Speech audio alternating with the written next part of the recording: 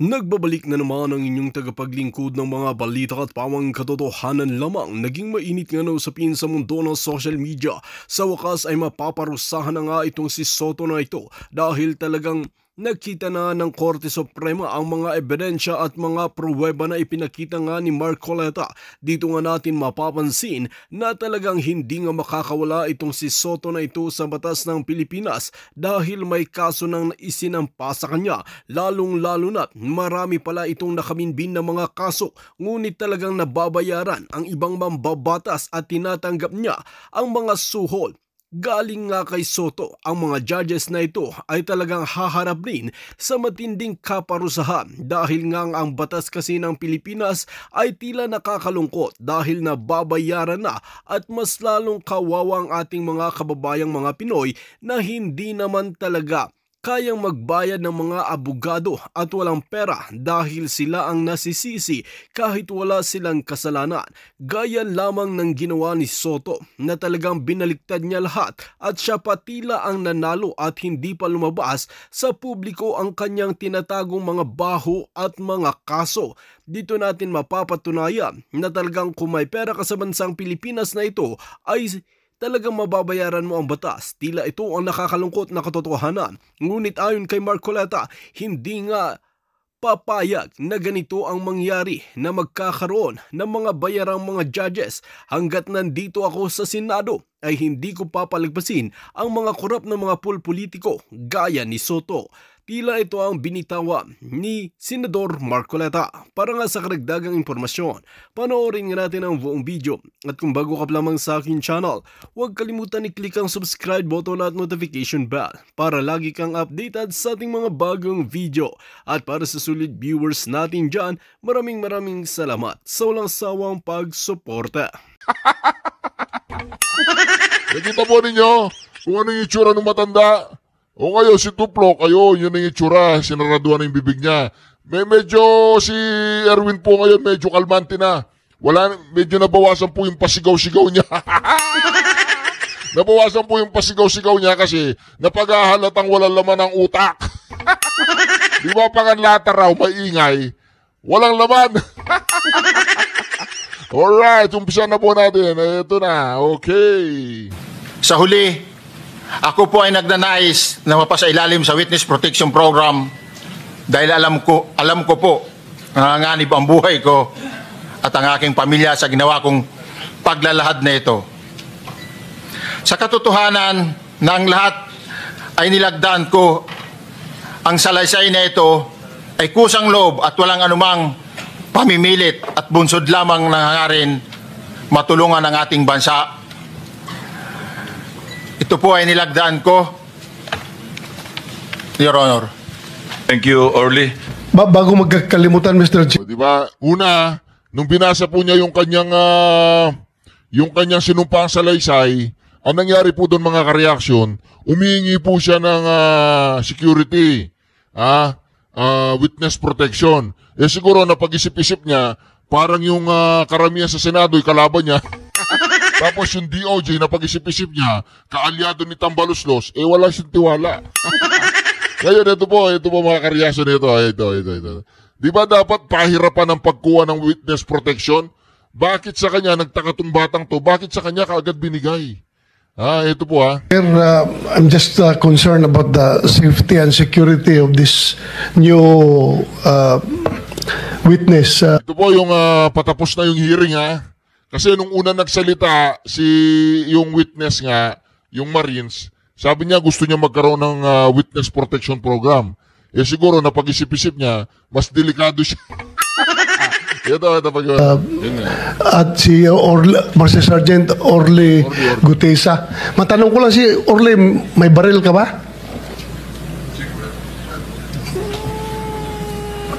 Yes, Your Honor, may service firearms po ako.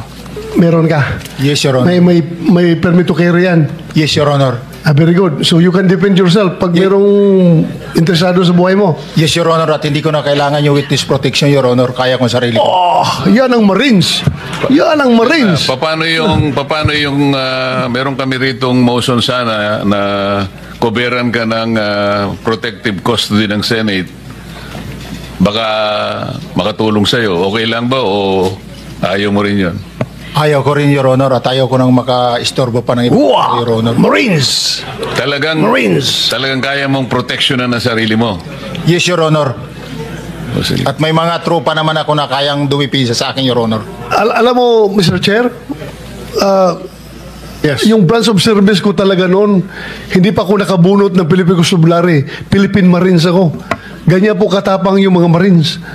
Kaya, Gusto mo pala pumunta ng Marines? kaso na pagbunot ko, Philippine Constabulary na bunot ko, kaya PC ako. Naging PNP. Ba't di mo sinuli tapos bumunot ka uli? Sabi nila, yan ang kapalaran mo, huwag mong baguhin. So anyway, Mr. Orly Gutesa, ayaw mo magpa sa ilalim sa USA protective custody. Yes, Your Honor. Kaya pa ng sarili ko, Your Honor. Okay. Sabi ng ayaw pinipilit po siya ni Erwin. Pinipilit siya. Mga kalaban niya, alam niya.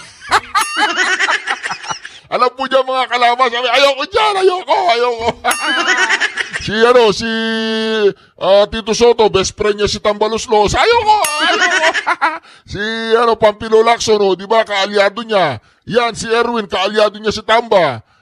Si Kiko Masin, di ba, kaalyado rin yan. Ito pakinggan po niyo, Ariaso. Well, with Mr. that- Chairman, Go ahead. siguro, kung magbagong isip mo, please let us know right away. Dahil, hindi mo alam, baka may mga developments pagkatapos ng hearing na ito. Basta, we are ready to accept your protective custody, the Senate. Right. Thank you, Senator Pangilinan.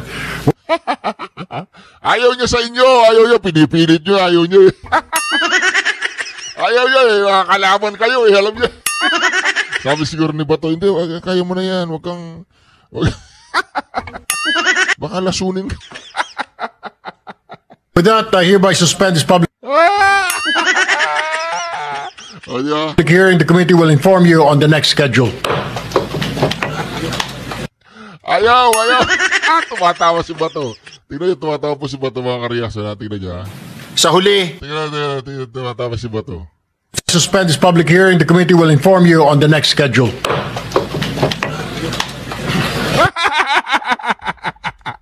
Tumatawa si Bato.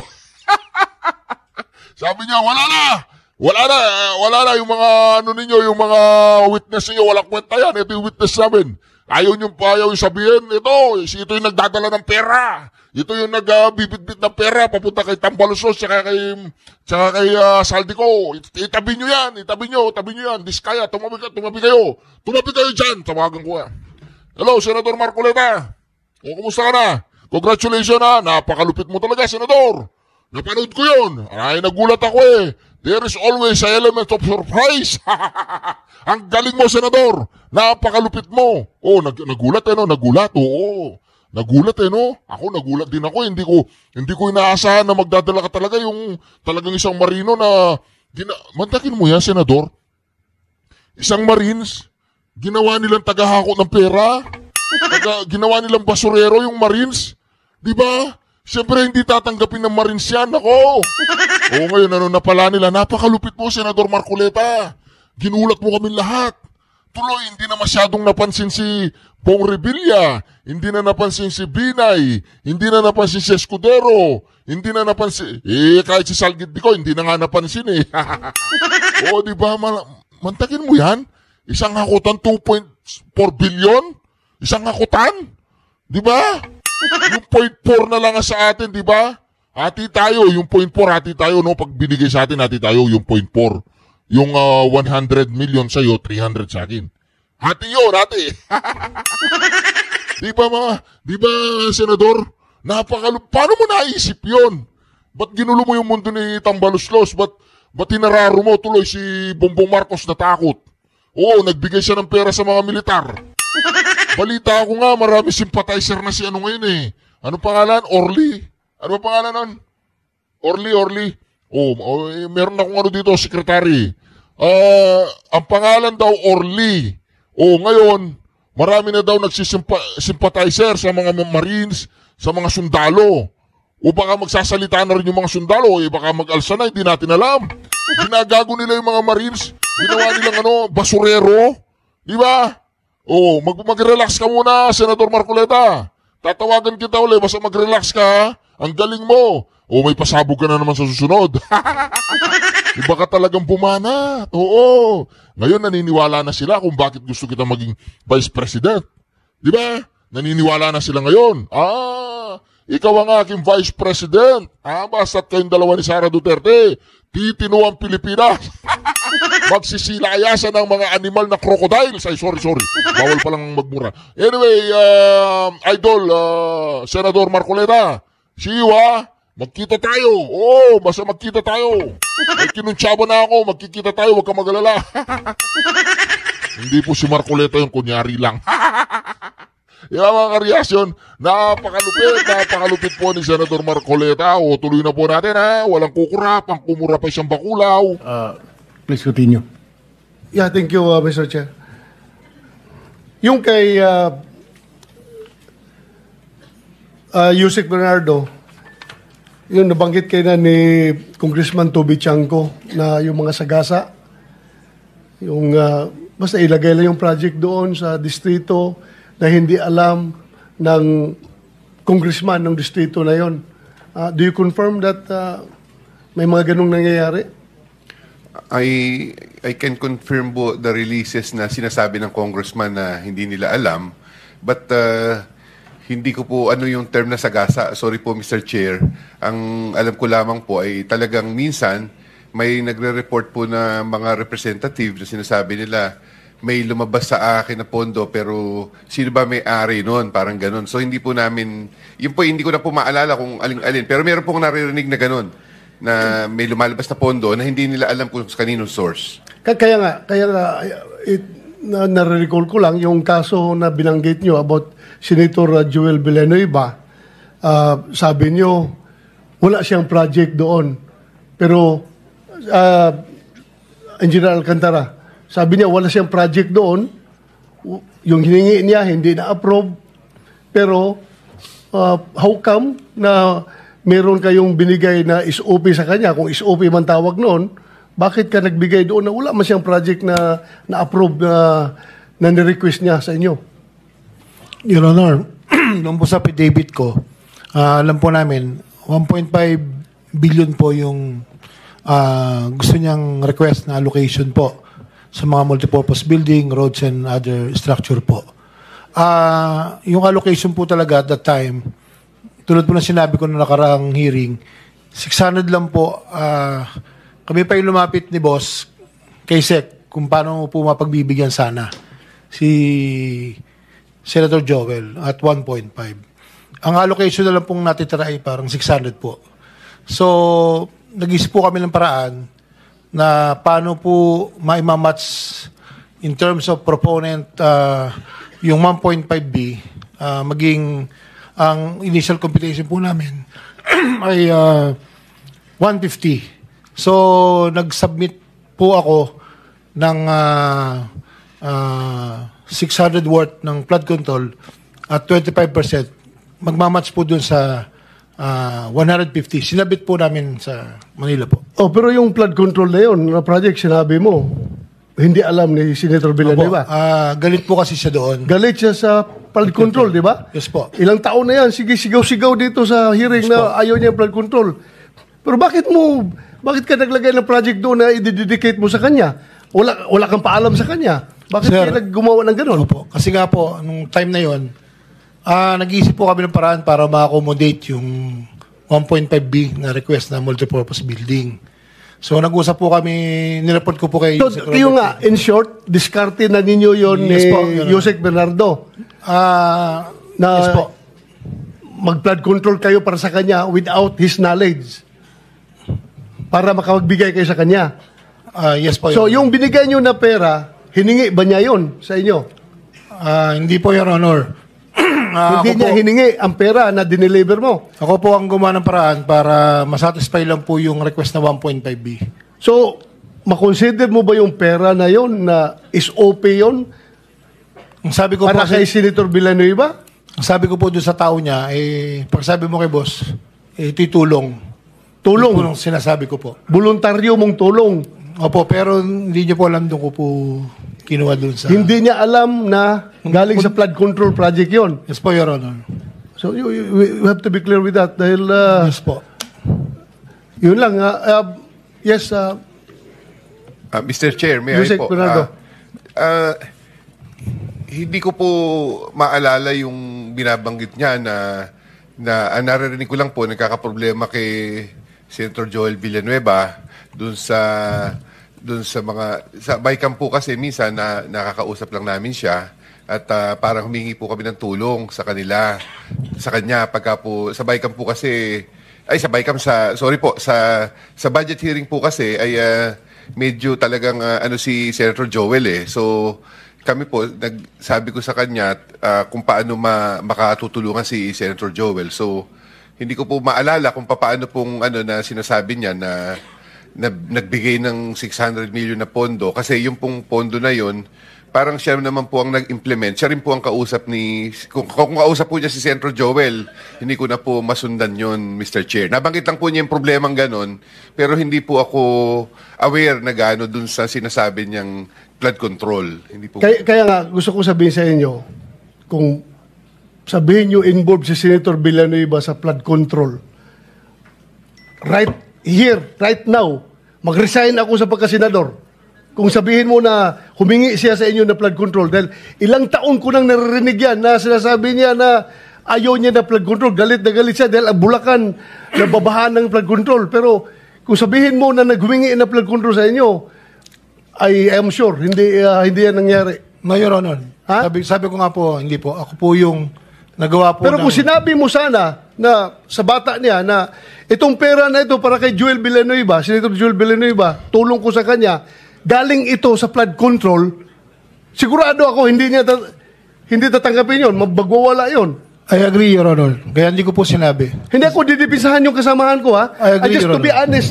to be honest with you, alam ko yan, galit na galit siya sa flood control si Joel Villanueva. Ilang budget hearing niya dito, siyang pinakamaingay na nag-criticize sa DPWH dahil sa flood control. Pero kung sinabi sana ninyo na yung tulong mo na binigay mo, galing sa flood control, baka sasakalin ka pa noon. I agree, Your Honor. Thank you po. Yun lang, Mr. Chair. Maraming salamat. O, di ba? Pag nagkaroon ka ng kaibigan katulad ni Bato de la Rosa, kahit na wala ka, ire-rebuttal ka niya, talagang malupit, di ba? Kaya lang yung kay sino ba yun? Yung kay Jinggoy Estrada, hindi rin malinaw kasi hindi naman tumanggap si Jinggoy Personally, hindi tumanggap si Jinggoy Ang alam kong tumanggap si Bong Revilla daw tsaka si Nancy Binay sa bahay no? O di ba? Ako saludo po ako kay Senator Bato de la Rosa. Napakalupit. Pag meron kang kaibigan ganyan, i-rebuttal ka niya kahit wala ka. Pasalamat ka. Madalang lang yung katulad ni Senator Bato. Tunay na tao yan. Duterte yan Tatak Duterte yan. Hindi traidor. Pag Tatak Duterte, hindi traidor yan. Ako. Ito na. Ito po. Pakinggan po natin ito mga ka-reaction. Okay. Mabigat po yung inyong nag-delete. Ito si Attorney Erwin. Attorney Erwin Pulpul. Po kayo kay Speaker Martin Romualdez. Could you name kung sino po mag-deliver? Siyempre po, kailangan nyo i-confirm na na-deliver na po, boss, yung pera. Siyempre, i-confirm nyo kay Saldico, na-deliver na po sa bahay ni Speaker. Sino po mga dinideliveran nyo? Alam nyo ba ang pangalan? Sa dami po ng pera na yon. Sa pagkakaalam ko po, wala po kaming direct contact doon sa receiver kasi ang may direct lang contact doon, Your Honor, is si Paul or kaya si Mark. Si Paul or si Mark? Yes, Your Honor. Kasama ninyo, si Paul or si Mark, mag-deliver ng pera? Yes, Your Honor. Kay Speaker? Yes, Your Saan Honor. bahay po ito? Doon sa 42 Forbes, Your Honor. 42 Forbes. Okay. Alright. Ilang beses po kayo mag-deliver doon sa 42 Forbes na sinasabi ninyo? Bakit po nilaman na bahay po ni Speaker yun? Sino po nagsabi? Based doon po sa pa-deliver ng i-deliver sa bahay ni Speaker. Sino nakakaalam? Si Paul at saka si Mark? Yes, Your Honor. So, dinadala po kayo doon sa bahay ni Speaker? Yes, Your Honor. Ilang beses po kayo nag-deliver ng pera po doon? Simula po nung pag-start ko doon is ang actual ko pong deliver is 3 beses, Your Honor. 3 beses? Yes, Your Honor. Sa isang delivery, ilang maleta po ang dinideliver niyo doon sa 42 Forbes? Yung sa 42 Forbes, sir, Your Honor, Yung sa nakuha naming 46 doon sa Balye noon, Oo. inakyat mo na yun sa bahay nila sa Horizon. Din nung ibinaba yung 46, naging 35 na lang yung box na naibaba. Dinala saan? Doon sa 42 Forbes na, Your Honor. Kay, sa bahay mo nun ni Speaker. Yes, Your Honor. Ilang beses kayo nag-deliver doon? Minsan lang? Ilan? Ako, during that time, 3 beses sa akin, pero based doon sa group chat namin is, kasi namumonitor ko po yung group chat ng movement ng duty ng basura. Is 3 times a week, most likely, lalo na pag December. Pare-pareho ba yun? Kung ilang maleta na deliver mo, ganun din yung ibang grupo na halaga o na amount ng maleta, equivalent ng maleta? No, Your Honor, hindi ko na sila mamonitor kung ilan yung maleta na idinideliver. Pero 3 times a week ang delivery doon sa 42 Forbes. Most likely, Yung Your Honor. sinasabi mo ng bahay ni Speaker. Yes, Your Honor. Gaano katagal po ito? Ilang buwan po ito na 3 times a week, 3 times a week? Ilang buwan po ito? Nung time ko po, from December po yun, December eh. Hanggang? Hanggang nandoon po ako noon, ganun yung Kailan po yon? Kailan ba kayo malis? August 5 lang po. January, February, March, April, May, June, July, August. 8 buwan. Hindi po ako sure sa kung yung mga other month is Pero 3 times a week, ha? yes, Your Honor. 3 times a week. Okay. Mr. Chair, my last question now with Engineer Bryce. Engineer Bryce, may pinag-ngangalandakan si Attorney Porto na maraming senador ang sasabit dito. Pero ngayon, hindi mo pinapatutuan. Does this mean na fake news po yung sinabi? Mukhang fake news ang binigay ni Attorney Porto ng iyong attorney sa media. Kasi sabi niya po, 6 daw eh. Marami pang mga senador. Misunderstanding po yun, Your Honor, kasi dun nga po sa computer ko, congressman po yun nandun. Congressman, hindi senador. Opo, Your So, Honor. sinasabi mo ngayon, hindi naman yung 6 na puro mga senador yon. Hindi po totoo, Your So, Honor. fake news po yon. Kaya mag-usap po kayong attorney, mamaya po ako mag-usap kayo. Sabi Yes. mo, ayusin Yes po. Kasi hindi po maganda tignan at hindi rin maganda pakinggan na 6. Yung mga tao ngayon nagtatanong, sino ba yung 6 na yan? Sino ba yung mga kulang pa na yan? And I think that is unfair. Na-deliver na po sa bahay ni Speaker. Sino po mga dinideliveran nyo? Alam nyo ba ang pangalan? Sa dami po ng pera na yon. Sa pagkakaalam ko po, wala po kaming direct contact doon sa receiver. Kasi ang may direct lang contact doon, Your Honor, is si Paul or kaya si Mark. Si Paul or si Mark? Yes, Your Honor. Kasama ninyo, si Paul or si Mark, mag-deliver ng pera. Yes, Your Honor. Kay Speaker. Yes, Your Saan Honor. bahay po ito? Sa Doon sa 42 Forbes, Your Honor. 42 Forbes. Okay. Alright. Ilang beses po kayo mag-deliver doon sa 42 Forbes na sinasabi ninyo? Bakit po nilaman na bahay po ni Speaker yun? Sino po nagsabi? Based doon po sa pa-deliver ng i-deliver sa bahay ni Speaker. Sino nakakaalam? Si Paul at saka si Mark? Yes, Your Honor. So, dinadala po kayo doon sa bahay Yes, ni Your Honor. Speaker? Yes, Your Honor. Ilang beses po kayo nag-deliver ng pera po doon? Simula po nung pag-start ko doon is ang actual ko pong deliver is 3 beses, Your Honor. 3 beses? Yes, Your Honor. Sa isang delivery, ilang maleta po ang dinideliver niyo doon sa 42 Forbes? Yung sa 42 Forbes, sir, Your Honor, yung sa nakuha naming 46 doon sa Balye noon, Oo. inakyat mo na yun sa bahay nila sa Horizon. Din nung ibinaba yung 46, naging 35 na lang yung box na naibaba. Dinala saan? Doon sa 42 Forbes na, Your Honor. Kay, sa bahay mo nun ni Speaker. Yes, Your Honor. Ilang beses kayo nag-deliver doon? Minsan lang? Ilan? Ako, during that time, 3 beses sa akin, pero based doon sa group chat namin is, kasi namumonitor ko po yung group chat ng movement ng duty ng basura. Is 3 times a week, most likely, lalo na pag December. Pare-pareho ba yun? Kung ilang maleta na deliver mo, ganun din yung ibang grupo na halaga o na amount ng maleta, equivalent ng maleta?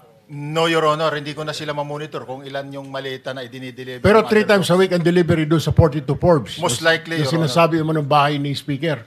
Yes, Your Honor. Gaano katagal po ito? Ilang buwan po ito na 3 times a week, 3 times a week? Ilang buwan po ito? Nung time ko po, from December po yun, December eh. Hanggang nandoon po ako noon. Ganun yung Kailan po yon? Kailan ba kayo malis? August 5 lang po. January, February, March, April, May, June, July, August. 8 buwan. Hindi po ako sure sa kung yung mga other month is... Pero 3 times a week, ha? yes, Your Honor. 3 times a week. Okay. Mr. Chair, my last question now with Engineer Bryce. Engineer Bryce, may Ang isang ehemplo na nagdala ng pera ay si Congressman Eric Yap ng AXIS Party List. 46 na malita ang dala niya sa bahay ni Congressman Saldico sa Valle Verde 6. Pagkatapos mabilang, isinakay namin sa mga sakyan patungo sa Horizon Residence sa Taguig at dumiretso kami sa basement upang may baba ang nasabi